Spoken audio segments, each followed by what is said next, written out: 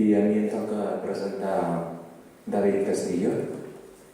Jo, per això, no sé qui és David Castillo. Sé d'un David Castillo que escriu novel·les. Sé que ha tingut ocasió de fer-ne fins i tot algun itinerari literari, pel Carmel, per Vallcarca, escenaris encantats. Vallcarca, una barriada al marge de l'olimpisme i el turisme, però no pas del corcó de les immobiliàries, i que ha entrat, doncs, amb aquest David Castillo, la cartografia poètica i fins i tot mítica de Barcelona, potser el mateix rang que el Raval o la Barceloneta. També sé d'un David Castillo per una nota biogràfica d'un tal Ferran Aïssa. Cosa curiosa, Ferran Aïssa és historiador de l'anarquisme, és anarquista, i diu que en una nota biogràfica que va conèixer un jovenet afiliat a la CNT, aquella CNT d'abans del cas Escala, abans dels temps en què cultura de la transició tingués algun sentit com a expressió, els temps en què tot potser era obert, codiciós, viu, fecund, vibrant, perillós. També explica Ferran Aïssa que aquell jove va formar part d'una institució centenària, que és l'Ateneu Enciclopèdic Popular.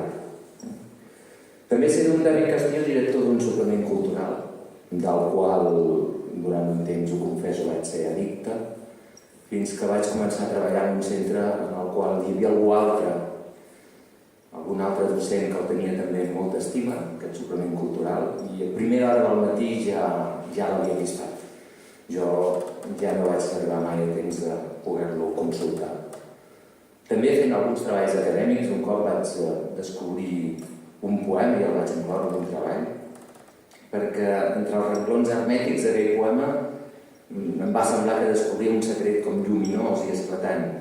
I és que també hi ha un David Castillo que escriu versos, i penso, una expressió que agafo de Santiago López Petit, que a vegades aquests versos il·luminen la nit.